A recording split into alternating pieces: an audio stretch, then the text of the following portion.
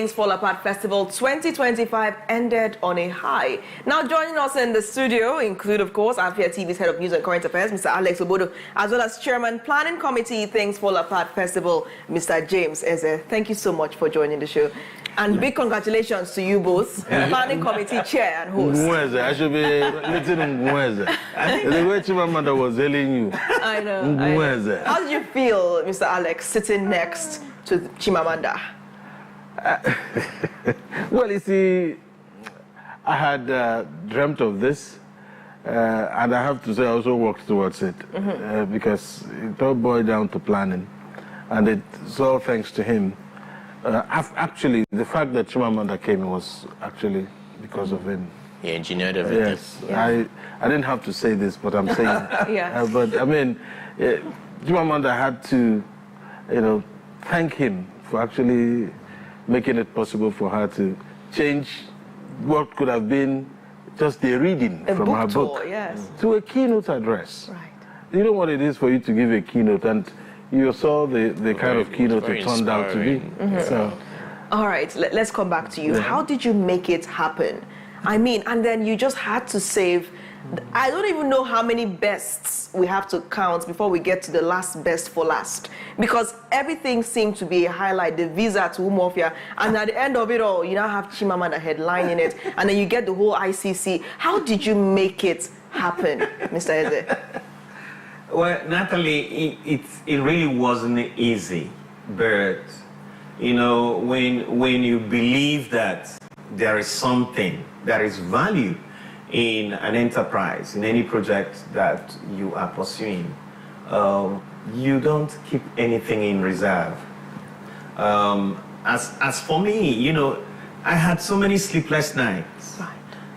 It took a long time to convince Chimamanda to come to Enugu, to start with, because it was happening at a time when she was doing a world book tour. In fact, she flew straight from Brazil into Nigeria, and she was tired. Her tour had started as far back as March. So you would expect that at some point she would want to take a break. Incidentally, it was the time we were planning this. And then also getting her to give a keynote address, it was a struggle, because Chimamanda is a perfectionist. She doesn't want to do anything that will not resound, and that is the secret to her mistake. Whatever she does, she pours her heart and soul into it, so that she leaves that mark of excellence that has stood her out through the years. So getting her to do a keynote wasn't easy.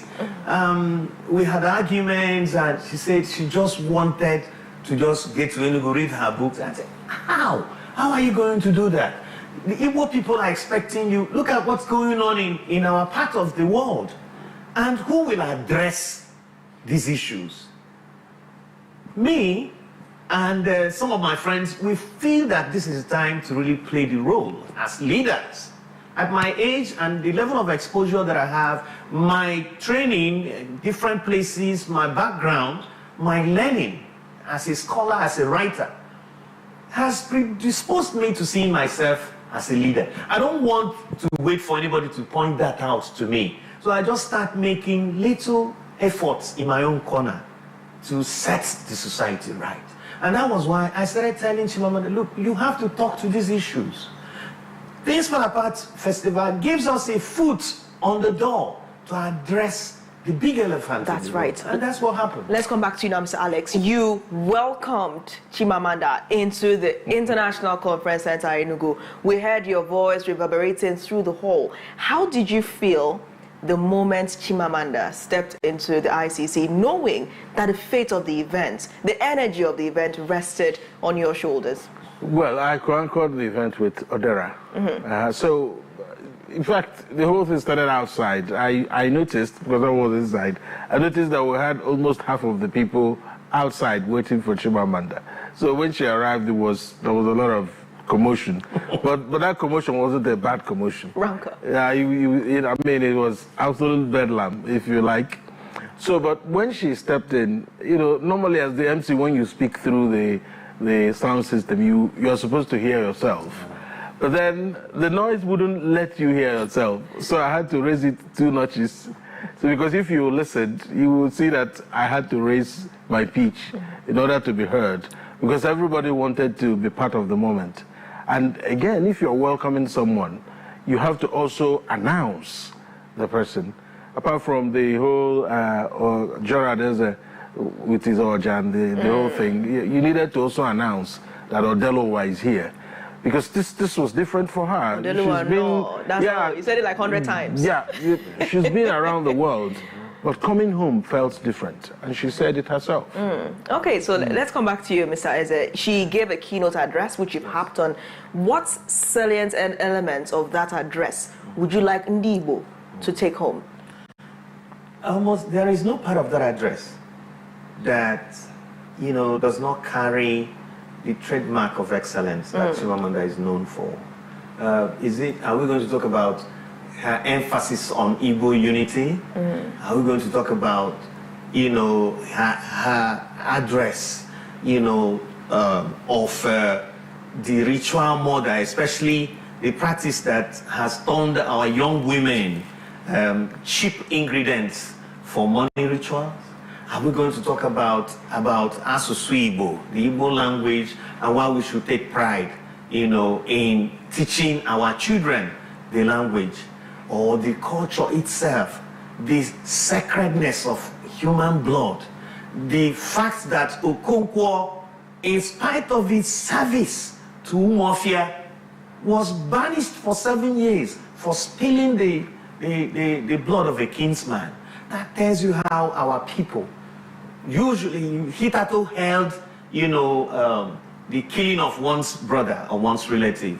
So there are so many points. It goes on and on and on and on. And so, sometimes Chimamanda's speech is like the elephant, so to speak, the figurative elephant. Somebody touches the ear and say, oh, the elephant is a fan.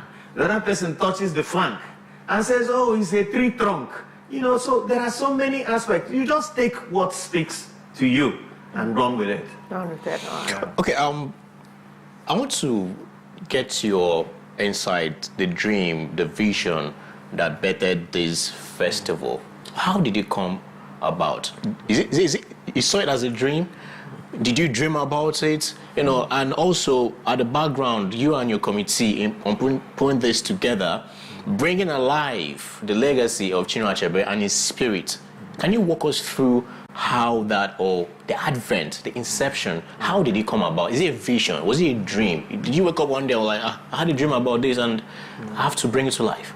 Yeah, that's a very important question that you have asked, because every major initiative starts with an idea.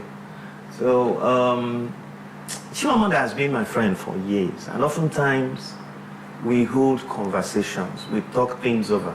Sometimes we argue, like, I used to be her sparring partner on the issue of feminism, and all of that. Sometimes there will be no clear winner. I'm not saying I could face the renowned Odelowa in any argument, but being friends, we can always talk about things. And she's human too. There are moments when she's not the Odelowa everybody knows. She just becomes ordinary human being like us, laughing, joking. So such moments we have shared in the past and discussed, shown a lot of anxiety about the fate of our people and things that are happening in Igbo land. Then when I was announced as the chairman of the Things Fall Apart Day, I spoke to the Center for Memories and told them that Things Fall Apart is such a big heritage of our people that a day would not be sufficient to celebrate Things Fall Apart.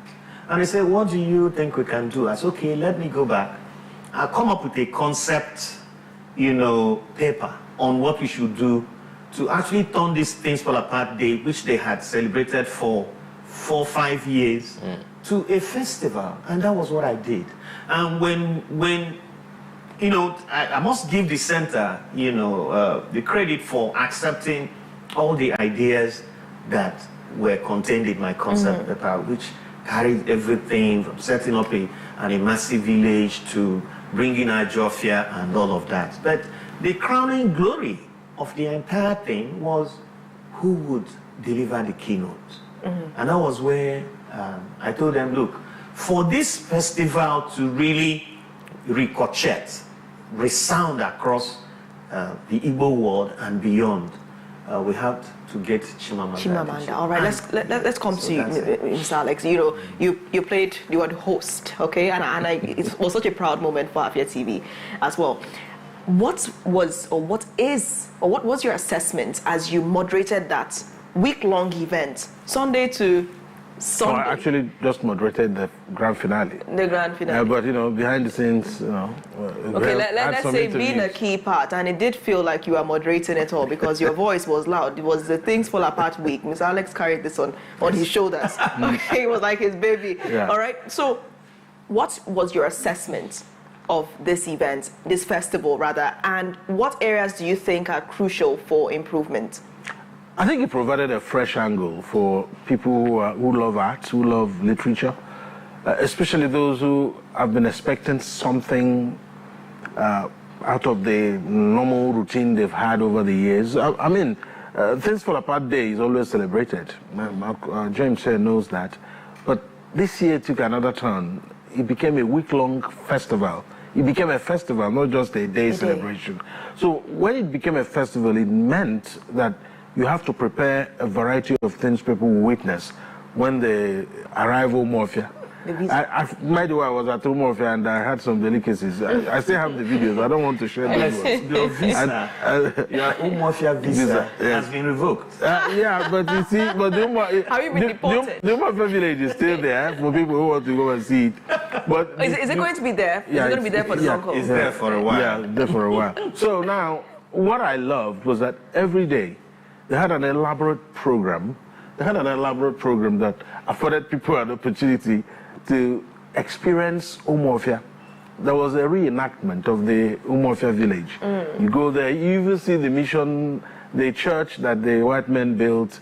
You go through the whole area. And if you also want to take a tour of the Center for Memories itself, it's just there by the hall. And it provided the ambience. And they had people who represented the different things that Umofia had. You see the warriors who are guarding the community. In fact, you meet them as you move in. So you just have that ambience. I kept telling Mr. James that if you look at what has happened, lots of young people showing up every day. Yes. So, I mean, you couldn't have made it possible for young people to show up on a daily basis if they were not fascinated by what they saw or what they were seeing. That's at right. that time. So what areas do you think, I mean, beyond what you enjoyed at Umofia, need improvement? Yeah, I mean, there's always room for improvement. You know, I think the rain, maybe it's a good thing. It rained for 7 days in Umofia. And you see, for someone who is into agriculture, if you're into agriculture, it's not a bad thing for you to have 7 days rain on the planting season. So, but maybe there could be a kind of cover. But those things are, they are the small details. They are the small details. There are many other things that can be incorporated into the festival next year. I mean, that is absolutely possible. Let's talk about the Center for Memories that came together, of course, put this in place. How much support do you think the Center for Memories is receiving? Do you think Center for Memories is truly being seen as what it is? Some kind of diary of the richness of our culture? Okay, two things. The first thing is, Center for Memories is the only place Ndibo can go to have a reference to their memories. Just aptly to its name. That's the only, if you go there, in fact, I did a short video, I'll probably share it on my social media after this interview. You go there, you see memorabilia of the war, history, you see our great sons and daughters, what they were able to accomplish. You know, I'm fascinated about things like this. Maybe that's why I anchor Eastern Eye. But, you know, at the end of the day, I don't know why Center for Memories is not getting the attention of the Southeast governments. I don't know. I don't know what it is. Or maybe that's something the center hasn't quite done to get their attention. Because really, fundraising comes in different ways. You have to reach out. I don't know how much of reaching out that has happened, but I just think that there's something that needs. I've volunteered my service to the center, not just this year. In the years past, I've always offered my services to the center at no charge. So I just feel that a lot of people from this part of the world, of this part of Nigeria, should also volunteer their services to the center. It's not about saying the Center for Memory should do this, should do that. Do it how? It's not like there's an oil refinery where they export oil. Always injecting humor. Injecting humor. They don't have an oil refinery there where they export oil and get money. It will come from the donations from Igbo sons and daughters, both at home and in diaspora. The next question will be why? Why should any government think of supporting the Center for Memories? Because that's the only thing, tangibly so, that we can say if you want to talk about Ndibo, that's the place you go. Because the various governments don't have that. What's the alternative? At this Center for Memories. So let's come back to you now, Mr. Isaac. In terms of this festival, the week-long festival that Eastern Eye carried on his shoulders, right? How much involvement did the Southeast governors have in the execution, in the entire festival as a whole? How much involvement did the government have? I would have been tempted to say zero, but for the fact that the government of Enugu State actually provided security for Odelowa and provided, the logistics of her movement and her lodging, in Enugu. Apart from that, no other southeastern state government thought, our initiative was what even taking a look at. Were they approached? Yes. How were they approached? We wrote formal letters. The Center for Memories wrote letters, and approached, sent letters to the governor, letters to the commission, the ministries of culture and tourism. Was the Ministry of Culture and Tourism in Enugu State approached? The Commissioner for Culture and Tourism in Enugu State was not really approached. There was a courtesy call on her, and she even participated in the reading of Things Fall Apart, marathon, marathon reading. For the promotion of the festival. Was she in attendance? She didn't show up. Did she commit to showing up? Well, I wouldn't know. But naturally, you would have expected that, being aware that something like this, like the festival was taking place in her domain, and having been approached by the center itself, and having taken part in the reading marathon. Are you saying that for the 7 days of the Things Fall Apart Festival 2025, there was no representative from the Ministry of Culture and Tourism in Enugu State? Well, maybe the center would be in a better position to answer But you're the planning committee chair. But I couldn't have been there every day of the week. I only remember that my dear friend and brother, Lawrence Ani, who is the executive secretary for tourism. No, Center for Arts and Culture. Yes. Council for Arts and Culture in Enugu State. He was also in attendance. On the grand finale. And then there was also Michael Burkwin, special advisor to the governor on agriculture. So the thing is, for me, the initiative we had, the celebration of the festival in Enugu, which was a pan-Igbo initiative and an international one. You knew about the number of international media houses that were in attendance. Some Igbo people flew in from America, from Canada, from Germany, from Lagos, from Abuja. Even non-Igbos like my friend James Atta flew in from from Lagos to attend this festival. So give me one reason why anybody with any cultural consciousness, whether you are in government or out of it, would hear about an event of this magnitude and signification to our culture, our collective existence as a people, judging by the keynote address delivered by Odelowa, and you decide not to come, or you wait until somebody sends an invite. Was the Ministry of Culture and Tourism represented at the grand finale?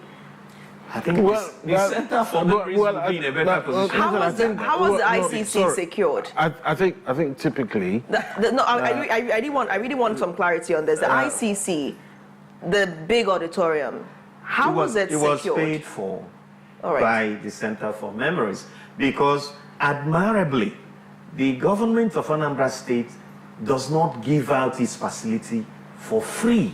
Government of Anambra State. Sorry, Enugu State. Sorry, I withdraw that. I was wondering if we packaged the ICC the government of Enugu State has a policy which we must all clap for, because that is what has damaged government businesses across Nigeria and even elsewhere, giving out facilities for free. So the policy is that nobody gets facilities that the government operates for free. You must pay for it. And the Center for Memories duly paid for it. And we are happy with that. And we're happy with the government for the role it played, the conducive environment we had. If the government were not active to its own duties, perhaps there would have been stories of either, people who attended the event, experiencing one sad thing or the other. But for 7 days of steady traffic from people, by people from different parts of Nigeria and beyond, there was no incident. How can you confirm that the Ministry of Culture and Tourism received your invitation?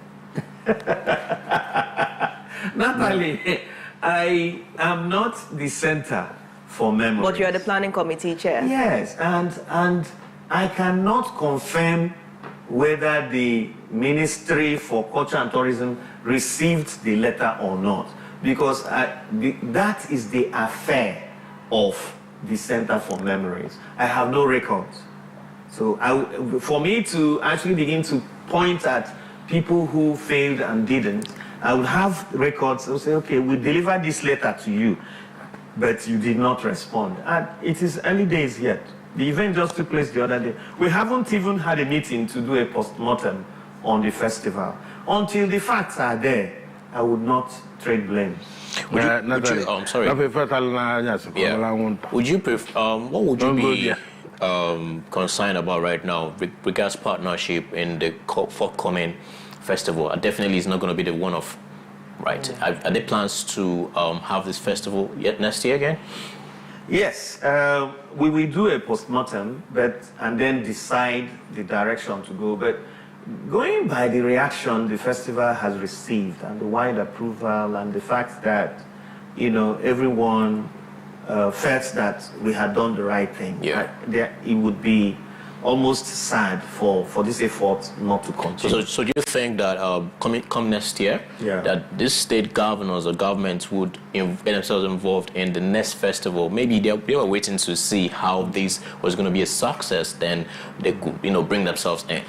Yes, our prayer is that, as Nelson Mandela said, it always looks impossible until it is done.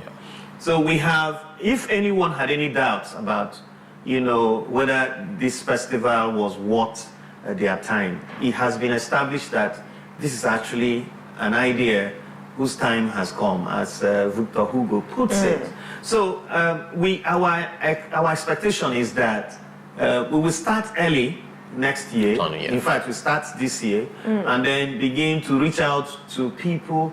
There are Igbo people. We're not just talking about the government alone.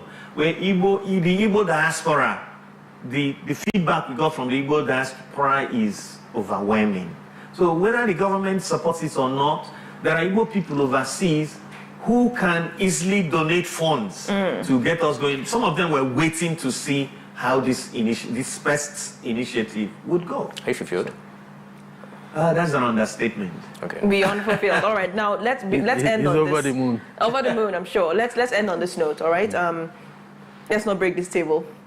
You were almost intent on doing that. No, I'm not intent on doing anything. I'm just seeking clarity, okay? I was going to ask you the cost of securing the ICC, but I'll leave that to the Center for Memories. Mr. Alex, you conducted or you had an exclusive interview with Odeluwa herself, Chimamanda Ngozi Adichie. That's right. And I understand that you're keeping us waiting, Mr. Alex. You Monday. are keeping us waiting. You have recorded this interview, but you're Monday. keeping this waiting. It's Monday. Walk us through this interview. Tell us what we should expect in your exclusive interview with Chimamanda Adichie, premiering on Monday, and the exact time as well. Odeluwa responded to salient issues, especially concerning Ndibo.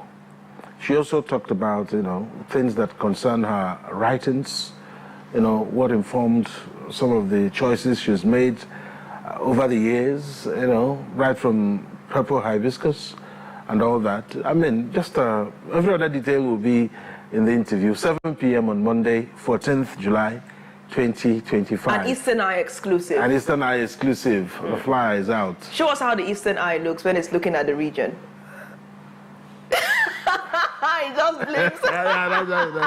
It just blinks. Okay. Just like how the CCTV blinks at you across the Enugu road. What is it about that triangle behind you, on your logo, the blinking eye that is causing I don't see that. It's behind me. Making Tom's work, it's like it has a lot of significance. No, I don't see it. It's behind me. But it's blinking. It's just. I just know that there's a blinking eye, but every other thing, they are not visible to me. Okay, on that cherry note, while we are trying to, let's just leave it for 7 p.m. on Monday. 7 p.m. Eastern Monday, Eye. Eastern Eye. An exclusive interview with Afia TV head of news and current affairs, as well as anchor of the Eastern Eye with Chimamanda Ngozi Adichie. One last thing. We forgot to sing just one song from Things Fall Apart. Please go ahead. Can we get a close-up?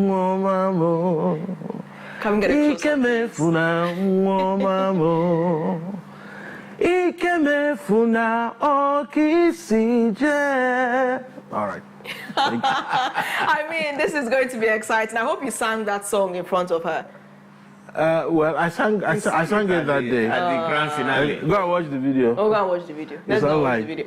Okay, thank After you. TV, we'll have it on our YouTube. It's there. All right. Thank you so much for joining the show today. Thank you guys for coming around here.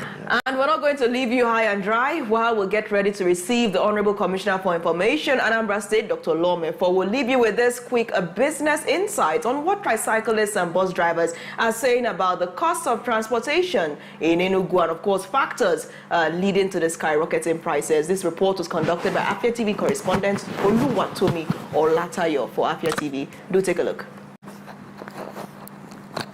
On bus drivers, every trip is calculated not just by distance but also by the cost of fuel, road conditions and passengers' demand. A bus driver, Joseph Ogbonaya, attributed the rising transportation costs to increase in fuel prices as well as the high cost of spare parts. Yeah, the Holy Ghost has this, yeah. So we'll charge from here to New Haven 400. From here to Obiago 300 because the distance is more closer than that of New Haven. But people, they collect 500. Then the bigger bus that carries about 14 to 18 passengers, they charge 400. A lot of factors influence the change in price. A lot of them, like when you talk about the fuel. Currently we are buying fuel at the rate of 900 and some sale 970, 950, the prices changes. So it's one of the factors that contribute a lot, the fuel increment, and that of other factor, the commodity things, even the pass of auto pass, a lot of things like the pass of the car, the vehicle we are using is also expensive. You don't know, but it's when your vehicle gets spoiled, you go to the market, you see that what you bought it formally is not what you're going to still buy it at the recent time. So a lot of factors contribute to it. Even other thing is even bad roads, all these things contribute. But thank God to our dear governor that is working very hard to make sure that Enugu State is like London, small London. A tricyclist, Andrew Bassi, who operates on what he describes as an on-charter basis, explained that the passenger's fare largely depends on the destination. It depends on the location that you are going. I can charge you 2,000, 2,500. Because of in Nigeria, everything is very hard now. The fuel price, boat ticket you are buying, all those things. So that's it. But buying everything in Enugu now is very, very high now. At one of the parks, another tricyclist, Mr. Ugu, noted that daily taxes and levies also influence how much is charged. If you want to go to Niavu now, carry your drop. I would have a special charge. We'll negotiate with the passenger. Obiago should be 2,000 naira. It's because of fuel. These places will go for 500 before this new increment in fuel. So it's fuel, a high cost of spare parts. Before, we normally buy each tire 3,000, 4,000.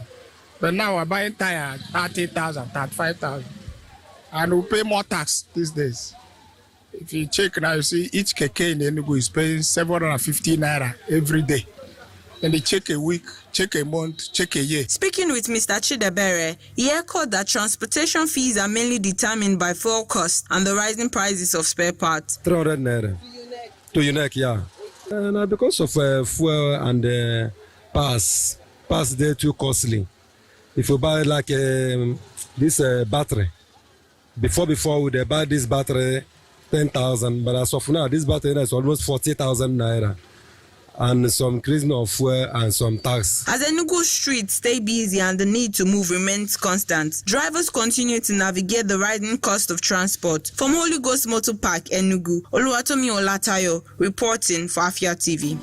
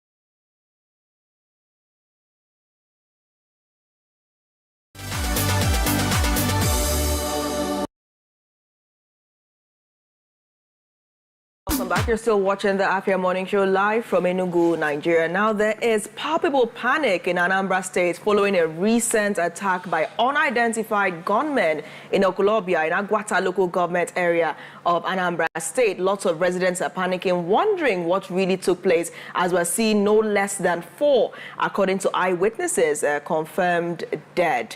Let's take a look at how this played out, the sporadic gunshots that happened in broad daylight. Do take a look.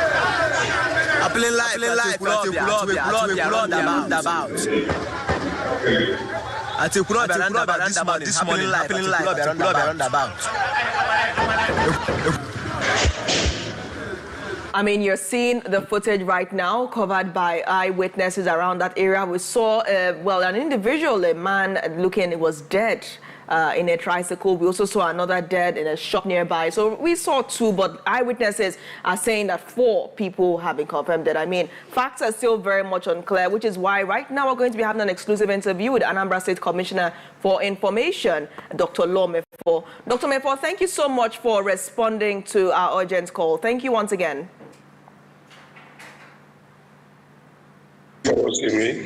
Yes, go ahead, Dr. Mefo. I said thank you once again for responding to our urgent engagement request. Thank you. Yeah, thank you. So we're seeing concerning developments. Yes, go ahead. Please speak to us about these concerning developments. Yes, 2 quick corrections. What we confirmed, the figure we confirmed as dead, 2, not 4. That is 1. Then number 2, it was a shootout between our joint security operatives, Operation Udogachi, right, led by the Nigerian Police Force, Anambra State Command, and they confronted the hoodlums and criminals in the Oko and Ekulobia axis. The shootout actually happened at Ekulobia. So it's not armed bandits attacking innocent Anambra, no. It was a confrontation between the armed criminals and the Operation Udogachi, led by the Nigeria Police Force, Anambra State Command. This is very important. And 2 persons died. And it was quite unfortunate. But again, if you understand the level of insecurity that is being pervading in the state before the introduction of Operation Udogachi and Agune Chamber, you will understand that insecurity cannot go away overnight. So we still have pockets of these armed hoodlums. Some are still in the camps in the bush, and we are clearing them. And they are mounting resistance here and there, as the Oko Ekulobia confrontation yesterday showed. Yes, the police is on top of it. Operation Udogachi is on top of it. And they are winning the war. That's the much I can say. You said panic. Well, maybe when it happened, there was. But people are going about their normal business in Anambra. Even that yesterday, around Ekulobia. And it's important that this point is stressed, that the police, the Agune Chamber, Operation Udogachi, they are the ones confronting and defeating these armed hoodlums. And they are reducing in numbers by the day, and that is what is expected. So we know that sooner than later, Anambra will fully regain its lost status as the safest state in Nigeria. Okay, well, it's great that you cleared this and, gave this rightful and salient information and put it out there. But my question is, this information you're giving out right now, are they in the public sphere? Because the public, they are running around or away with some other information, thinking that maybe this is an attack from unknown gunmen. And so my question is, this information you're giving out right now, are they domiciled there in the public space so people could actually ascertain literally what happened and the right information? Yes, good question. Yes, the Nigeria Police Force Anambra State Command issued a statement yesterday clearly explaining what happened and the number of casualties. I will share the press release with you, issued by the police PRO, Tochukwu Ikenga, SP. He issued it yesterday, and it's out there, it's been circulated for people to know that what happened was not an attack, but a confrontation between the combined security agencies operation that we popularly call Operation Udogache here in Anambra, and the armed hoodlums. And the two people they killed is unfortunate, and one cannot explain why they had to shoot somebody in a keke or whether it was a crossfire, and one other person, the two particularly. And I don't know whether it was, should I say they were trying to make a statement by doing that because it was totally uncalled for. They should have faced what faced them. Okay, two questions I have, Dr. Mefo. How can we confirm that operatives of Operation Udogache were on ground? Because eyewitnesses seem to not be highlighting that particular perspective that you have just brought in. How can we confirm it? And secondly, have any arrests whatsoever been made, as we're still talking about these unidentified gunmen remaining unidentified for prolonged periods? Yeah, well, if you watch the video footage closely, what you saw on top of the Kulobia flyover, right? It was clearly a confrontation. You can see shootout from two ends. It wasn't, it was, the response and, action and reaction. It's not a one-sided thing. It was a confrontation. So if you go back to the footage, you will see some operatives at the foot of the flyover, and they were being held up by the hoodlums at the other end. So you can see for yourself that indeed it was a confrontation between two groups and not an attack. It wasn't a solitary attack. Because the impression that is being created here is that it was a solitary attack on defenseless Anambra. That is not correct. It's between the armed hoodlums and the Operation Udogache. That was what happened. And like I said, I'm going to share the press release issued by the police PRO, SP Ikenga. You will read for yourself and also call both the PRO and the CP of police in Anambra for further clarification. And they're on top of it. That is what I can say. They are on top of it. And we cannot turn back until the armed hoodlums are completely cleared out of Anambra. What could have motivated these armed hoodlums to strike in broad daylight? What exactly could have motivated that attack? You keep going back to armed hoodlums striking in broad daylight. That is you're the one promoting this narrative. Despite the clarification that I have offered, you are still insisting. Is it a wrong? Is it a wrong narrative that armed hoodlums were engaged in? What you have described as a confrontation with the security operatives. I don't think. Or is there another part of this I'm not getting clearly? Because the question I'm asking, Dr. Mefo, is the armed hoodlums that actually came out in the first place. What could have motivated them to strike at the time that they did, knowing that security operatives would be on the ground? They did not strike. They did not strike. That's the narrative you are pushing that is very wrong. So could you correct the narrative? Operation Udogachi is hunting the armed hoodlums, the gangs, hunting them down. And this is one of the confrontations, several of them. We are on this with them. It's just most of the confrontations with the armed hoodlums happen in the forest. So much of that is not reported. Could you, Dr. Mefo, I really need clarity at this junction. I need clarity. Are you saying, and no pun intended when I say junction, are you saying that Operation Udogachi operatives just flushed out these armed bandits and these armed hoodlums, and they were not already out in the first place? Because I really want you to redirect this narrative if the narrative is truly wrong. How did the confrontation between the security operatives and the hoodlums begin?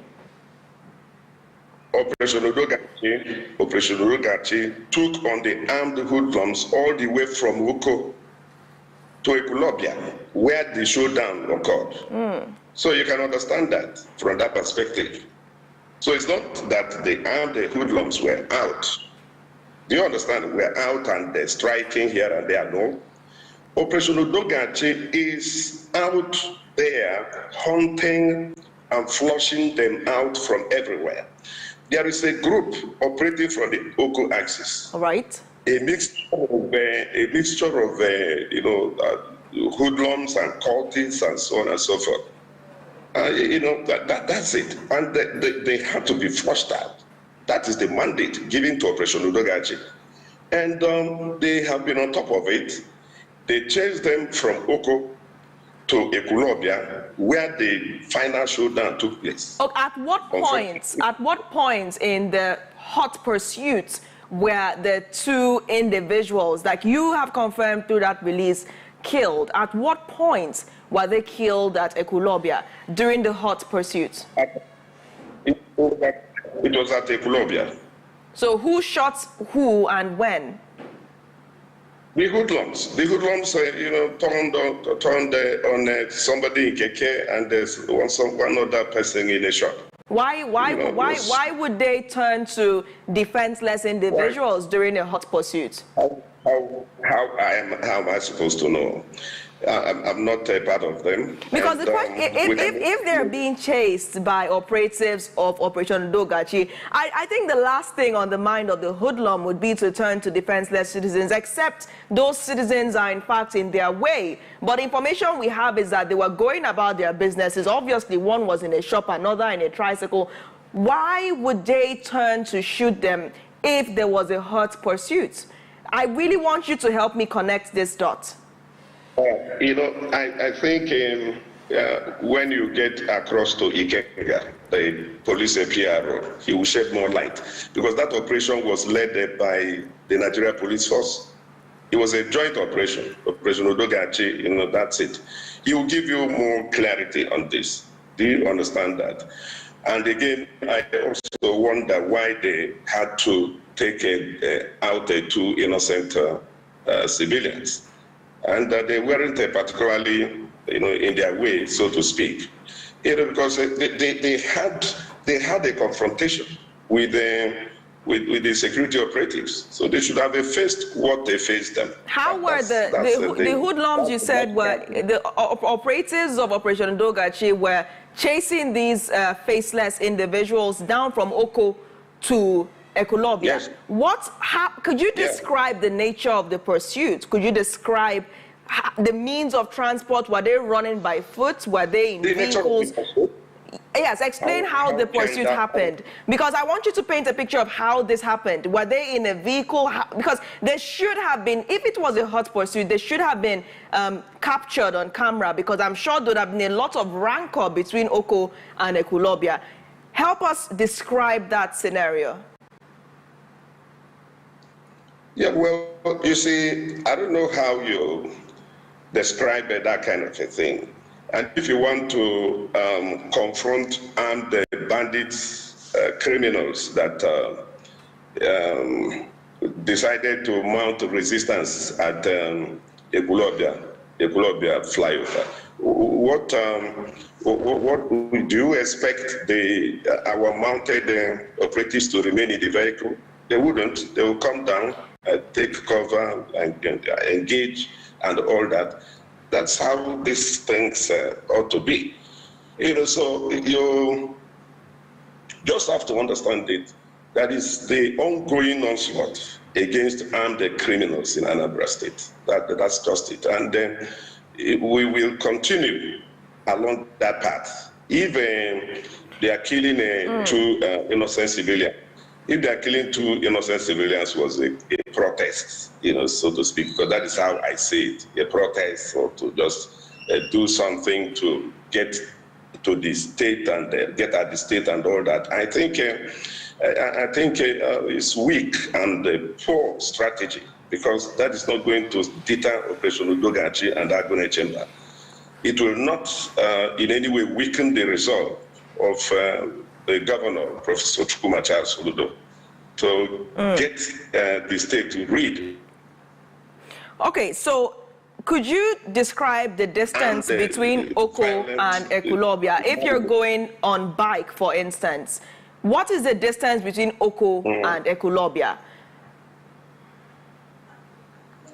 Yeah, it's quite a distance. It's quite okay, so we're saying that the security operatives were chasing these faceless individuals from Oko to Ekulobia. Yes. They chased them all the way from Oko to Ekulobia. Yes.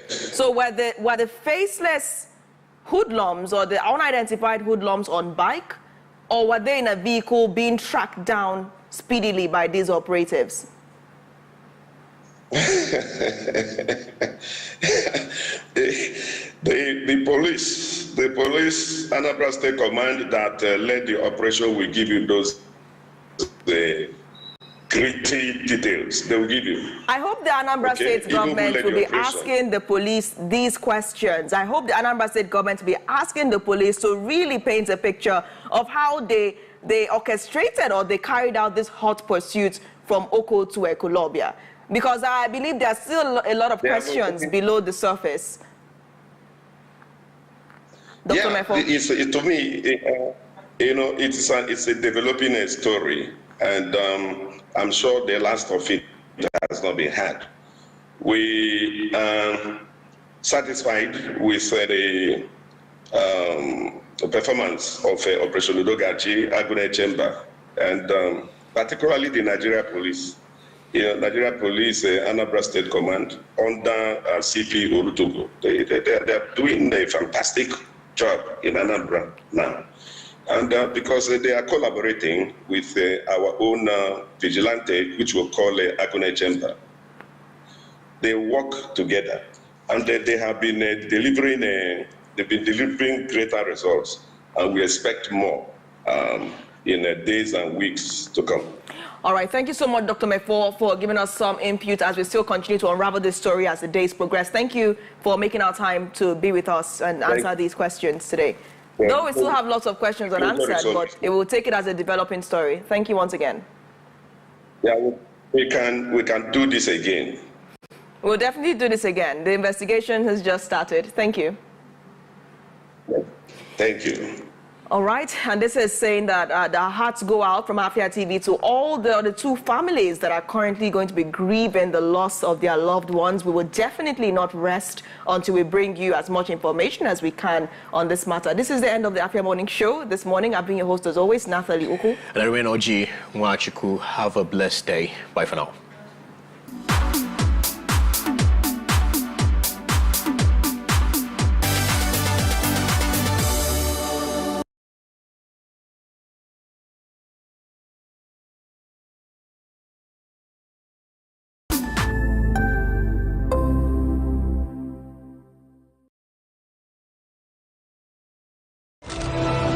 Ndi Enugu.